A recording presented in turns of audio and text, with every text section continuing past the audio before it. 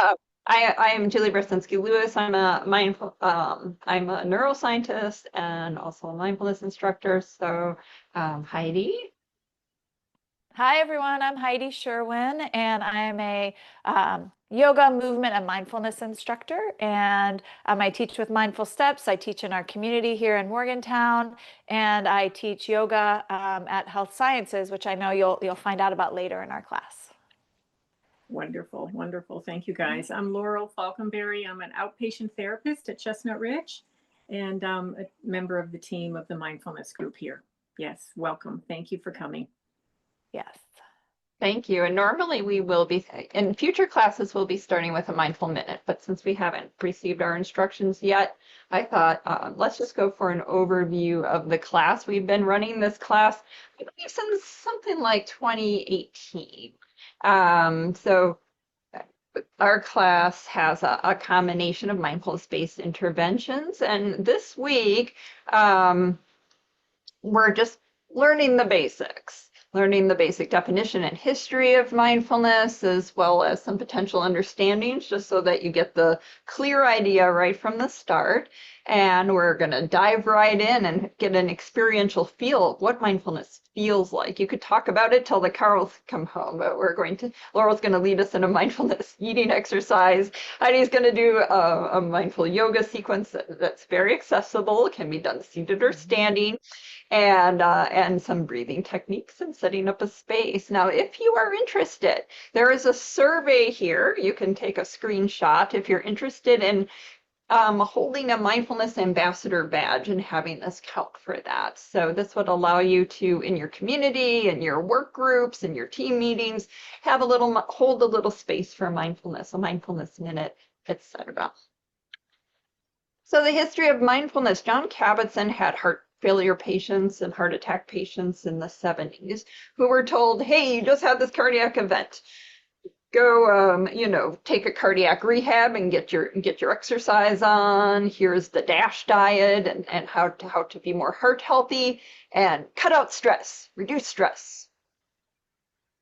No tools. They weren't given any tools. And most people are not like, oh yeah, I can easily cut all this stuff out of my life. No one does that, right?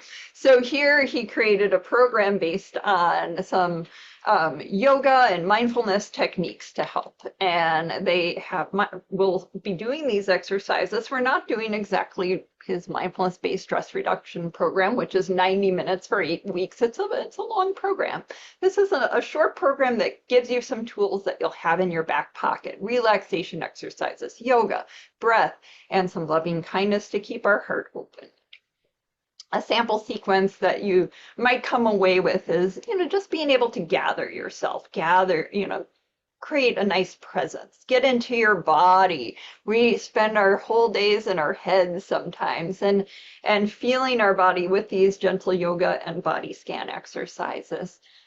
We do not teach, this is a secular practice, but we invite you to put some space for, if you have a philosophy or spirituality or religious faith practice, being able to evoke something larger than yourself is going to give you some stability and meaning. And then centering for mindfulness, creating an intention of being well, and centering yourself once again on the breath. So those three you can do very, very quickly. Even if you see someone you can't help, you see something on the news, center, may I be well, may they be well, center. So you should be able to come away with tools like that. The definition that John Kabat-Zinn wrote of mindfulness is awareness that arises. So you're paying attention on purpose. You're training your brain to be in the driver's seat and be able to place attention where it wants to go.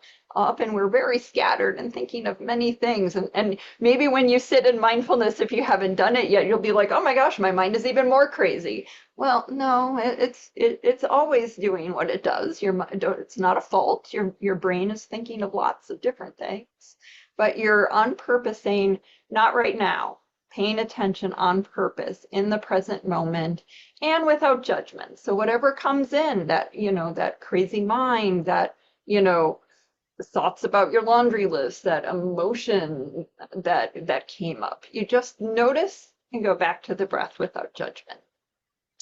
So here's just an overview of the series. We're introducing the concepts today. We're doing some of the longer practices next week.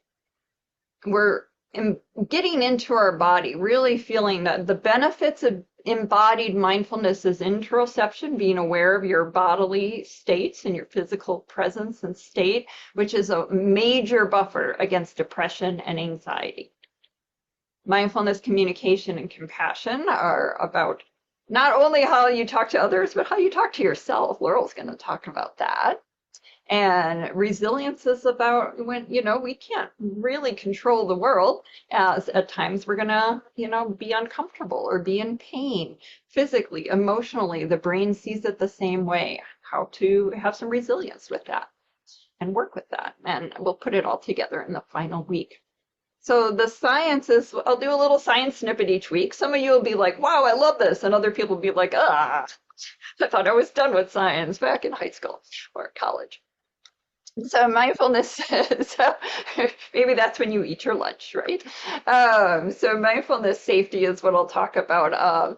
Willoughby Britton is someone who a colleague I've worked with in the past, and she has done some work on, when mindfulness doesn't work out for some people, and a lot can be prevented just by making sure the instructions are understood. So understanding that it's not about blocking thoughts or stamping out your emotions, that, it shouldn't be a numbing agent. And if you have people who have a tendency to kind of block things out or numb, that could, give you an even better tool to do it. So warning about, emotion feeling is important.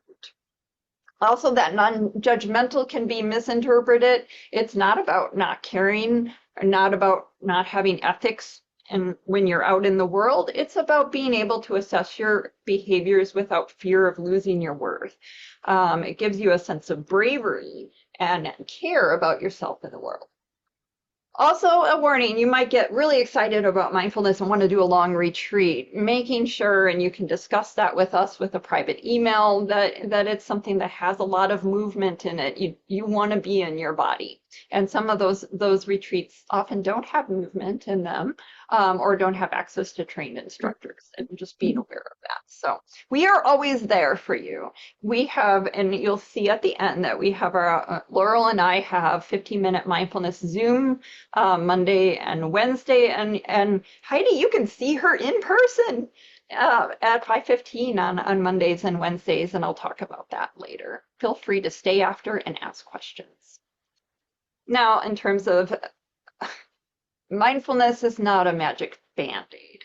It will not make all your problems go away. And if you have that expectation, you might be quite disappointed, because it's not really about that. It's about, maybe having a slightly longer fuse, or maybe being able to bounce back after something happens.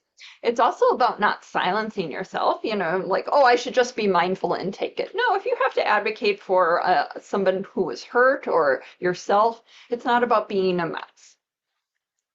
It's also not about blocking off your emotions like Spock, like, oh, I see that someone is suffering. No, it's about being in touch with your emotions, but also being able to rein them in when you need to.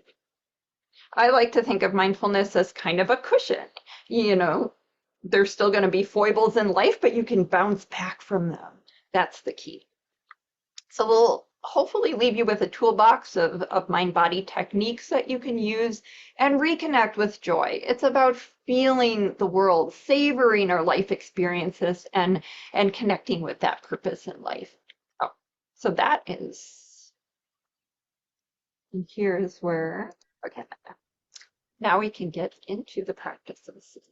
Yes. All right. Thank you so much, Julie, for that. I'm going to switch. You ready for another PowerPoint, friends? I've been so happy to be with this group. I believe 2022 or 23 started going after Nicole Schatz left and moved. But I'm going to share a PowerPoint about our mindful movement. Throughout our mindful steps, I will be offering movement practices, and movement not only big stuff in the body, but also movement, mindful breathing. We sometimes forget that simply being in the breath creates movement, obviously in the body, but sometimes we can't do these big shapes, but the breath is always there for us. So mindful movement, right? We can use this to refresh, to reset, to reconnect. And as Julie was sharing, mindfulness, like the big umbrella of it, it comes in many forms. And our mindful steps creates your path that could take shape through meditation, through a body scan, through breath awareness, through body movement, right? And even that meditation, you're going to learn different techniques for that to help you focus on concentration and focusing on compassion that Julie will be sharing throughout this series. And similar to having a nourishing snack throughout the day, and Laurel will be talking later about how we can take a nourishing mindful snack. But when you're hungry, you can have a little snack of food, a little drink refreshed with water. And guess what? You can also do some mindfulness snacks throughout your day. And this is what I'm going to be kind of helping on the movement end, on how you can get in little bits of movement through your day whenever you need it to refresh and energize. All right. So speaking of movement in general, why does it matter, right? If we're sitting at the desk a lot or kind of feeling stress and tension through our day, it's going to help release our stress. It can help us reconnect with the body. As Julie was sharing, that like embodiment. We're not just a floating head around. Our head is great. Our brain is great. Creative thinking, all the things up there. But sometimes I know myself, I'm like this little like bobblehead getting around. It's like, getting back in the body, so that I can restore focus and concentration for whatever I'm doing, the task at hand, whomever I'm with, connecting with others. And then that becomes nourishment for my mind and body as well. All right. So these movement snacks, these little snacks, they do not need to be long, right? We can simplify with movement. They could be little resets throughout your day. Maybe they're dynamic and flowy. Maybe it's a walk or a few movements you link together. Or sometimes it's just something static and still. One posture that kind of helps you relieve stress and tension and get back in the body. They're accessible, so you can do them anywhere, anytime. And this big one, caution, they can be contagious. You start moving around and people in your office or maybe on your team, or you're in a nurses group and you're doing some stretches and you're like, oh man, I'm getting rid of some muscle tension. And you're like, I'll have what she's having. Show me. I want to feel that good too. So it can be contagious. Feel free to pass it on. Share that snack. All right. So with Mindful Steps 1, our primary practice is going to focus on the 6 movements of the spine. This is a great way to, again, just bring immediate attention to our central line from head down the spine, even into the hips and back. So we'll focus on flexion, our forward bending, extension, back bend, side bending, right and left, and rotation, right and left. And these 6 movements of the spine, they can be practiced standing, they can be practiced seated. Again, they're really accessible to what you might need. So if you're ready, let's move. I'm going to introduce the 6 movements of the spine today. I am going to demo from a standing position, but please know that you can sit in a chair, adapt these practices as you need them today. Also, the invitation is, if you're like, you know what, I really just want to sit and breathe and watch right now, and then maybe later I will do some movements, that's awesome too. So however this practice works for you is what it needs to be. I'm going to stop my share. I will also spotlight myself so you can see me, and I'll step back here. So again, if you want to join me standing, feel free to get up and out of your seat. If you want to take a seat, maybe sit so that you can really feel your feet on the ground and they're not just like, swinging around, but land your feet to the ground. And we'll start in a pose. It's called mountain pose. Mountain, like home base. Mountain, standing, grounded, rooted to the earth. And if you're in a chair, you're going to feel your feet and your seat against the chair. And then also this quality up this like center line of you, the center ridge, feeling some height, not too rigid, allow some movement. Let your arms feel at ease by your side. And welcome this time, this mindfulness snack of movement. And may it bring in this intention to refresh, restore, and bring you into the body right here, right now. As you land in your mountain, start to notice your breath, this natural rhythm and flow. There's an inhale and an exhale. And once you catch that rhythm, easy does it, simple movement. On an inhale, as you breathe in, arms are going to rise any amount, extending tall through your spine. And as you breathe out, arms will lower back to home base. And we stay with that 3 more times. Inhale, arms sweep up any amount, maybe feel taller as you're lifted up. Exhale, arms will come down. 2 more, your body, your breath, inhale. Maybe breathing in the nose. Exhale, breathe out the nose or sigh it out the mouth. 1 more, inhale, reach high. Exhale, let it be. Back to your home base of mountain. Let the body breathe, reset. Sometimes that's all we need for a little snack. But let's add on. All right, friends, as you step your feet just a little bit wider, right? Bend your knees slightly. And if you're sitting into a chair, you can just rest your hands right on your seat in your chair. If you're standing, I'll turn sideways a bit, you can rest your hands right on your thighs. And now you're already bending into a fold. You're welcome to hinge a little bit more, elbows onto the thigh. Coming into this fold shape, flexion shape. Now we're hinging from the hips. Feel free if you're standing, if you want, see what it's like to explore, get curious with your fold. Maybe your legs get longer, your head gets lower. It doesn't have to. This is a great fold here. But greet your shape. Notice your breath. Paying attention on purpose to how your body is. Breath flowing. And now ground your feet. Come on up. Stand and delight in that unraveling. Savor the flavor of coming out of the pose. All right. Now your feet could stay wide or come a little bit closer together again.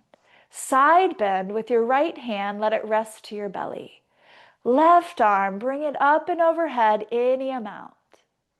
Dynamic movement, flow and move your spine to the right and come back up. We'll do that 2 more times. So this is what we would call a dynamic flow. And I'm moving in and out with breath. 1 more time. And now for 2 breaths, lean to the right and pause. So let the body breathe. Let the shape be fueled. And then it's complete. Come on out. Lower the left arm, left hand to the belly. Sweep up with your right arm any amount and start to lean. Dynamic flow. Your sway through the trunk any little bit. Come back up. You have 1 more. Lean to the left. And back up. And now lean to the left. Settle in. Breathe. And let it go. And back to your neutral. Right. Now with your hands from the belly, let's invite them to the back. So you could have your hands just at the back of your hips. You could also place your hands like they're in some back pockets. we'll add on to that extension up through the spine with a little easy back bend. So as you stand, hands at the back of your hips, start to feel super tall, tall, tall. And that might be enough today, just feeling tall, chest open. If you'd like to add on, let the elbows move back slightly. Keep your neck long and bending into your back with care. Think of yourself as just this long, tall tree giving with the wind. And now bring it back to neutral, arms by your side. And we have one more movement, rotation. We'll go back to that movement like you had, whether you're sitting in a chair with hands on your thighs or standing here. And now with the rotation, start to turn the rib cage to the left and then turn it to the right. And easy does it, again, back to that dynamic movement, back and forth, rotating around the rib cage. The shoulders sometimes love this too. And to the left and to the right. And now come back through center. Hands are on your legs. Lift yourself up tall, reset mountain, home base, legs a little closer, maybe letting those shoulders roll as you rest your arms by your side. Checking in with you. This introduction to the 6 movements of your spine. Nourishment for your body, breath, and mental energy. So now let's switch so we could have a mindful eating snack with Laurel. Thank you, friends. Oh, thank you, Heidi. I don't know about you all, but I feel so much better. Just the breath, the expansion, the openness, the stretching. Thank you, Heidi. It's wonderful. So another tool to bring us into the present moment, which is mindfulness, coming into the present moment, where you're not future tripping, as I say, going into the future, or not going into the past and ruminating, or thinking too much about the past, but really being present, which is so challenging these days. We have so much pulling at us, bringing us out of the present. So Heidi just brought us back into the body. And this mindful eating we're going to do now is going to bring us, guess what, into our body. And so whatever you have on hand to eat, whatever it is, I have a dried cherry, but whatever piece of something that you have to eat, or if you don't have anything food-wise, a glass of water will do. A glass. Yeah, I have my water. Yay, Julie. To demonstrate, because if you forget. Go ahead, Julie. I'm going to demonstrate the water in case anyone doesn't have something. Have something. Just Thank fine. you, Julie. Thank you. Thank you. So anything from food to water. So I'm going to place, if you do have food or water, if you just want to hold the glass and feel the weight of it. So we're going to use all of our senses. Using all of our 5 senses brings us into the present moment. It's pretty quick. I'm going to go through it slowly, but you can do this more quickly on your own to help you come back to the present moment. This helps you to ground yourself also. I teach this with my clients in therapy, is when we're future tripping or in the past too much and anxious and basically anxious and not able to ground ourselves. This is one technique that can help you do that too. So I'm feeling the weight of this cherry in my hand, which is very light. It doesn't really have any weight. So I'm approaching this like I'm a 5-year-old. Like this is the first time I've seen a cherry. And maybe, Julie, it's the first time you've really realized you're holding a glass of water. How old were you when you could hold a glass of water? At age 2? 1? No, 1. I can't remember. My kids are so old. So we're feeling the weight of whatever you have. And then now with curiosity, like I said, of a 5-year-old, it's the first time I'm looking at this cherry and it's like, oh my God, what is this? So I'm going to look at it. So I'm using the sense of looking and feeling. Now I'm going to put it between my fingers. I'm going to feel it a little bit more. And I'm going to smell it. So try not to have a like or dislike mentality. Trying to keep it open. Like, what is this? So smelling. I don't smell much from the cherry, so I'm going to squeeze it a little bit, and I'm going to see if it has a sound. Yep, it's squishy. It has a sound. Now I'm going to smell it again. It might smell like something now. And it does. It smells sweet. So, okay, I'm keeping an open mind about this, curiosity. And then I'm noticing, even before I put this in my mouth, or even before Julie drinks, you might notice that your salvation, your salvatory, your glands start to work, and you're anticipating the drink or the chewing.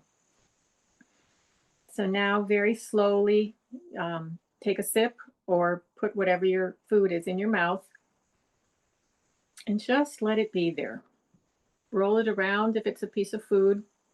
The water, let the water be there. Before you swallow, take your time. I'm noticing that this cherry is a little salty. Also, it's sweet and it's bumpy. And I'm going to start to chew now. Very slowly.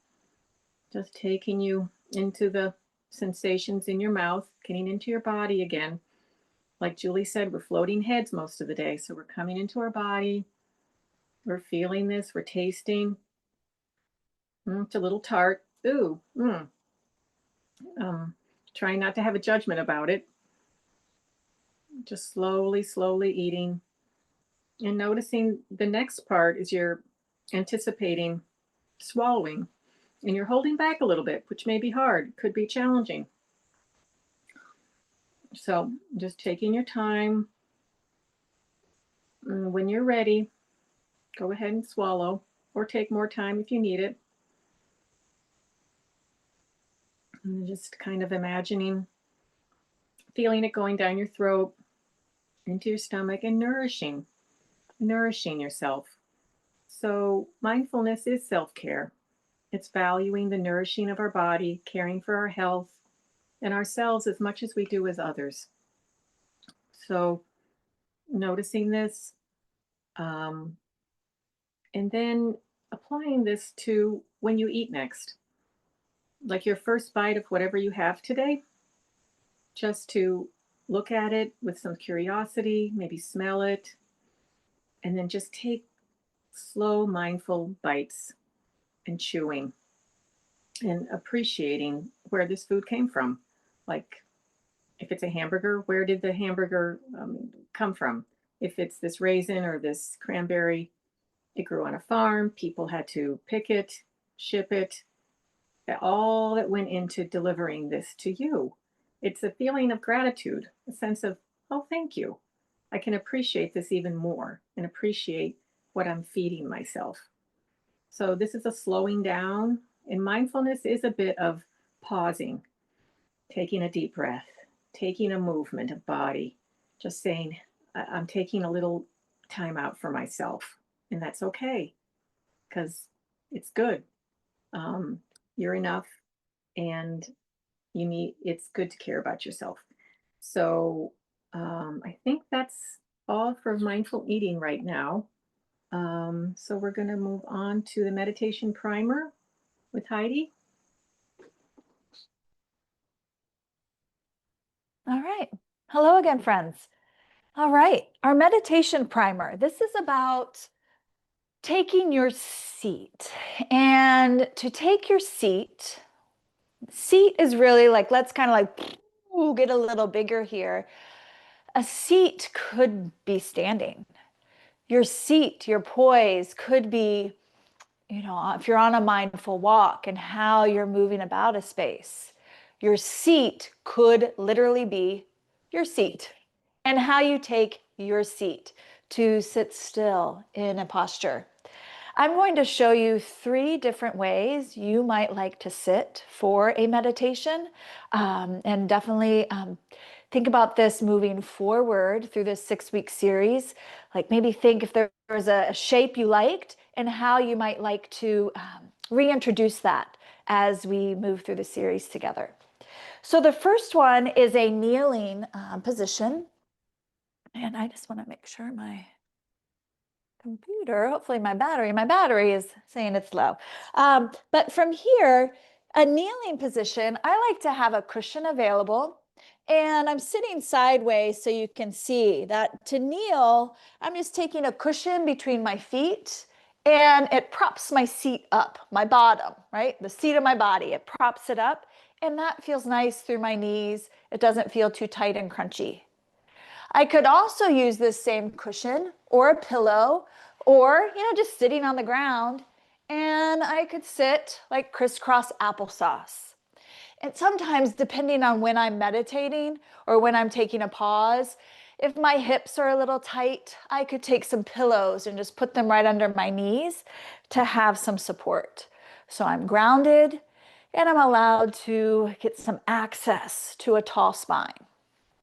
And then the third option that we could explore is to sit in a chair, of course. We place our seat on our seat. We scooch enough forward where our feet can really touch the ground instead of way far back. And, we kind of just feel like we have bobble feet around, like our bobble head. But we want to anchor. We anchor our seat, we anchor our feet. I like to sometimes have a pillow or even a wrapped up coat in my lap just to help relax my shoulders. Sometimes I'm just not sure what to do with my arms. So I bring something in to let things feel cradled and in a restful state, tall spine, nothing too rigid, and settling in for body, breath, and a guided practice, which Laurel is going to offer us now. So if either of those three sound good for you, I know some of you are not in a space to sit on the ground, to kneel, or to sit. And that's great. Find your stance in your seat. I should also say, Oh,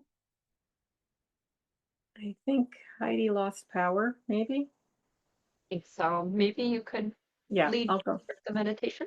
Oh, sure, sure. Yep, definitely. What we're going to do now is called a breath scan. And the purpose of the breath scan is just to gather more information, more in-depth information about your breathing. The first step is not to alter your natural breathing in any way, just being aware of your basic breathing as it is. So if you're on a computer or if you're being distracted by anything, go ahead and see if you can put that to the side. And you can do this mindful breath scan with your eyes closed or with a fuzzy gaze down or looking at something pleasant in front of you. Just kind of search out which is more comfortable for you, either closing your eyes, a fuzzy gaze down, or looking at something pleasant in front of you. So now we're just going to notice your breath, easy in, easy out. Nowhere to go, nothing to do. Just feeling present in this precious present moment now. No forcing your breath in any way, no holding your breath in any way. Just letting it float like the easy waves on the ocean. And with the next exhalation, just allowing your shoulders and jaw to drop a little bit more. Feeling your body grounded onto what you're sitting. Now bringing your awareness, locating your breath. Is the movement of the breath most noticeable in the upper or lower part of the body? Just noticing where your breath at this moment is more noticeable. Is it more noticeable in the upper, the lung area, or the lower part of the body? Or maybe both.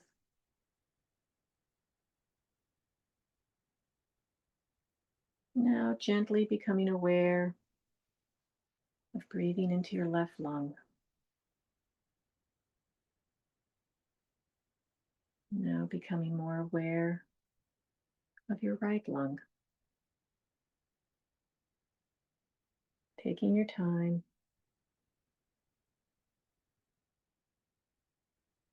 Noticing now the length of your exhalation.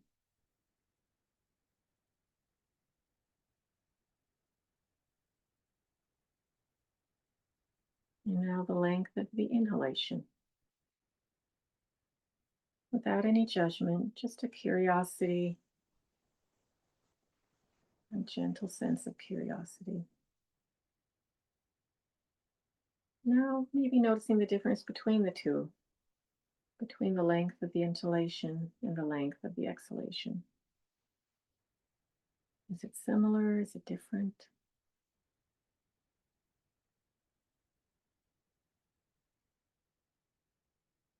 Now, the naturally occurring pause, notice that. There's a natural occurring pause after the inhalation and before the exhalation. So take your inhalation and just notice that naturally occurring pause. Becoming more aware of your breath.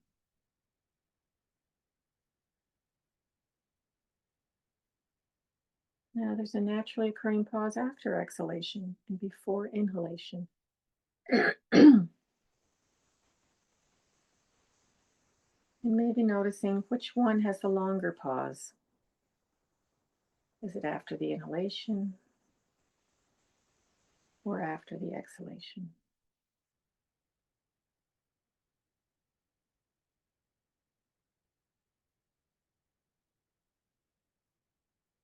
Now notice if your breath feels shallow or deep, without any judgment.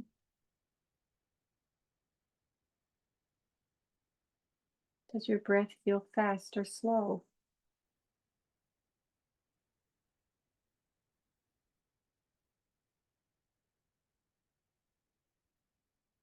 Does your breath, does it feel calm or disturbed?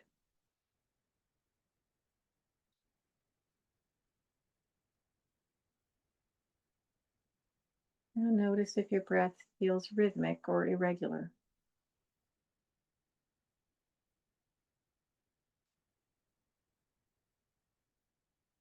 Does your breath feel quiet or loud?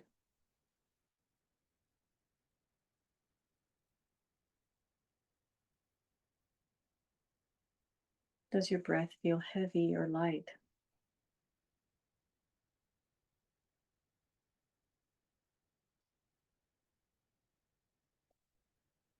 And does your breath feel labored or flowing?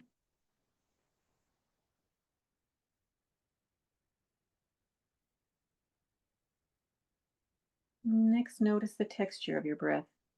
Is it smooth, jerky, or uneven? And whatever you notice is okay. There's no judgment.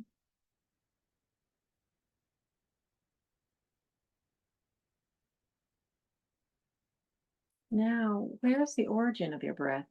In your nostrils? Or the back of your nose, throat, upper chest, rib cage, or abdomen? Just where are you noticing your breath in your body?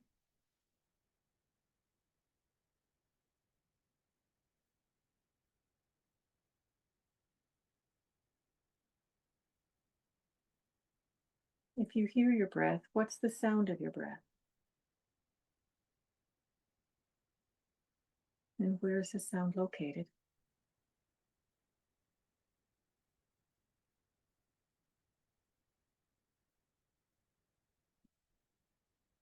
Now just gently noticing your breath, bringing your awareness to your feet in your shoes or barefoot, wiggling your toes a little bit, and imagine your feet connected to the earth, almost as though you had roots like a tree, grounding you deeply into the earth for strength and stability, a sense of groundedness.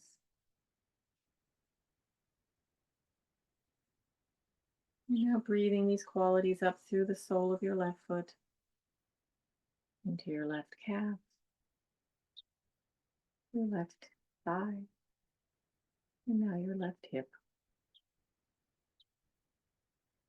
And then breathing these qualities up through into your right sole of your foot, your right calf, and now into your right thigh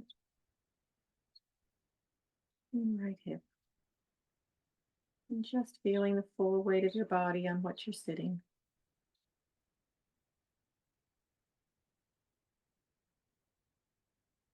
Feeling your breath again in your body. And gently bringing your awareness back to your room.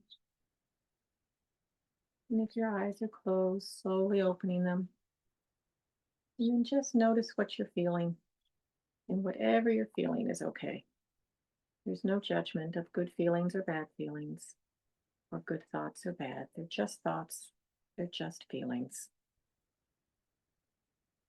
And now we'll gently come to the awareness of our group.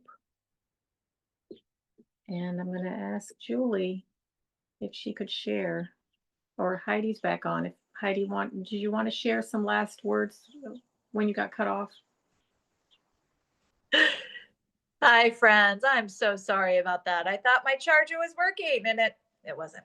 Yeah, I was almost at the end. I was just sharing that Laurel's meditations, many of them can be practiced in a relaxed standing position too. If you've been sitting a lot during the day and you just want to place a hand on a desk for balance, and you just want to stand and allow Laurel's guidance to flow through you, that's a great way to practice mindfulness meditation too.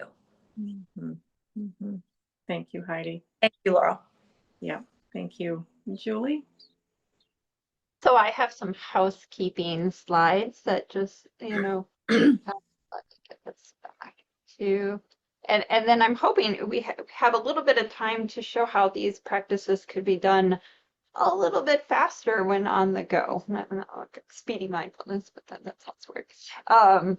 But some housekeeping first. Anthony Danko is the contact person. If you are getting the wellness points for WVU medicine, attending 4 out of the 6 classes and doing the surveys, that he's going to send a link for those classes is something that is part of the requirements.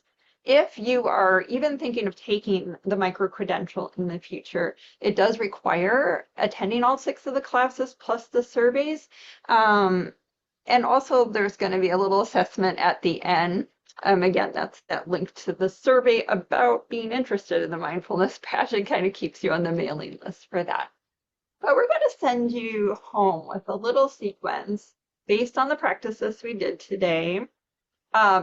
Each day, the 6 movements of the spine that Heidi demonstrated for us, we can do these practices, as well as look at how short, 1 to 5 minutes of mindfulness meditation.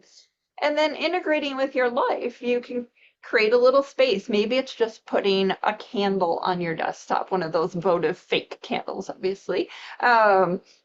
Maybe a little flower. Maybe you have, we once had one of our participants who had a webcam of a beautiful beach. I think it might have been the Outer Banks. What a great idea that once in a while you could, put that webcam on, see the waves, and then just sit. So you might be creative about what you enjoy, what brings peace and centeredness to your day. We invite 5 minutes of journaling to reflect your experience. And then throughout the day, if you can remember, you can set a little reminder on your phone about when you normally eat. But if you forget, middle of the meal, you're like, oh yeah, that's right. Use that bite for a mindful meal. And again, this might be something, oh, I didn't remember during the meal, but that's why I demonstrate it with the water. You have your, Stanley cup or whatever you have with you, feel the weight of that. I noticed how taking noticing the water and how it sounds, you can make a little sound, and just feeling the sensation of the coolness of the water in my mouth was so refreshing. It felt so refreshing. And I'm never in touch with that if I don't bring a little bit of purposeful attention to that. So I have a few more slides. Well, the mindfulness eating, you will find all sorts of crazy things on the internet. This is not about removing yourself from the world. This one mindful bite gives you a sense of savoring, a sense of being present with your meal. But by all means, please, if you're at a table with other people, engage and have fun. This is about having fun, about having joy. You can also enjoy the support of community. Laurel and I have mindfulness sessions, as I mentioned. Mine's at 11:30 Mondays. Laurel's is at 1:15 on Wednesdays.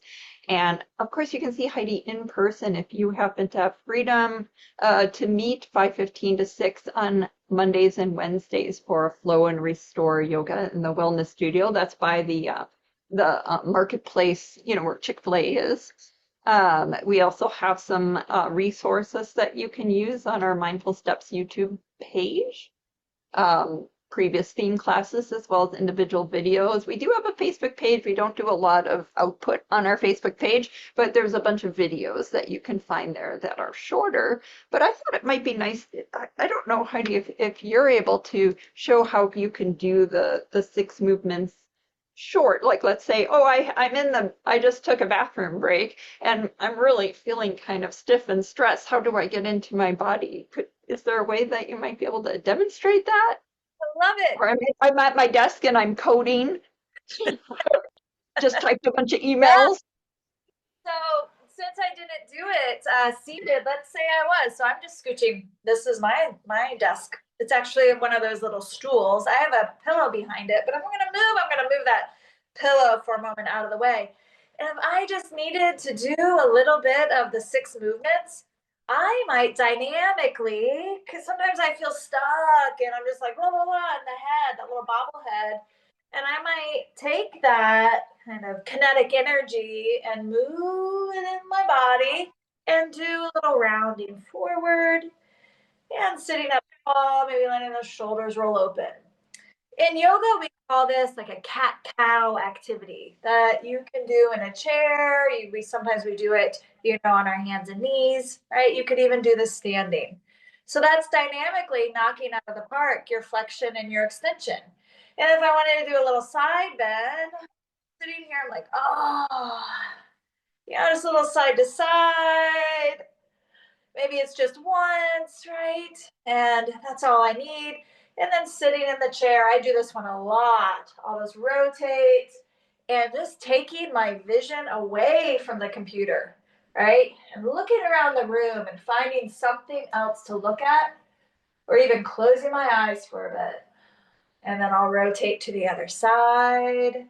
Doesn't need to be a big movement, tight movement, just letting the trunk of the body rotate. And then I'll come back to center. Maybe take a drink of mindful water. Well, not mindful water, but a mindful drink of water. And then I'm reset and ready to go again. And that took what? Under a minute, I think. Mm-hmm. Yeah. Wonderful. And it is contagious. I love that you put that there, that someone will see, it's just stretching. It's not some airy fairy thing we're doing here. We're moving the body and it feels good. And it spreads that culture, gives people permission. If you're brave enough to do it, someone will be like, oh, thank goodness, I really do need to stretch, right? You're providing a service to others. Exactly. Ready, right? You might notice like, oh man, I've been sitting here for a while. And, I just want to get up and move. Now you get to layer in, start to weave in, sew in, like do it with a, oh, right, my body. Well, look at that. My body wants to move. My body wants to get unkinked for a bit, or you want to get embodied again because you've been using your amazing brain for a while, right? Just layer that in. Yeah. And some other things that we're just kind of sharing at the end here that are coming to my mind. When you're in your next meal, when you try to take a mindful bite, just notice how much or how many times that you eat without that you eat unaware, that you're just eating and it's like, oh my gosh, how did I just finish that hamburger? Where did it go? Being present, more present.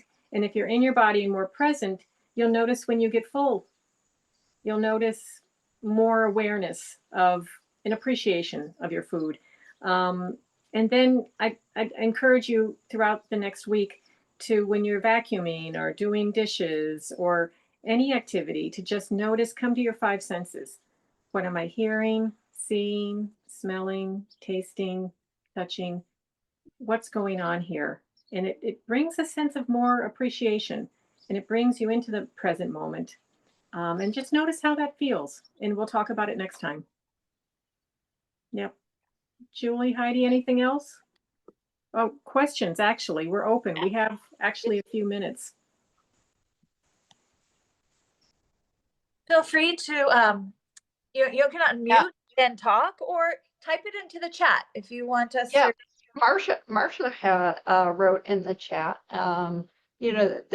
Thank you for thanking us.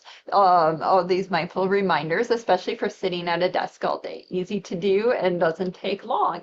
It's a snack, like Heidi said. I use the analogy of closing browser tabs. Like your computer's kind of going funky, right? And it's running too many things, and you the task manager and like, oh my gosh, I have 25 browser tabs open, no wonder.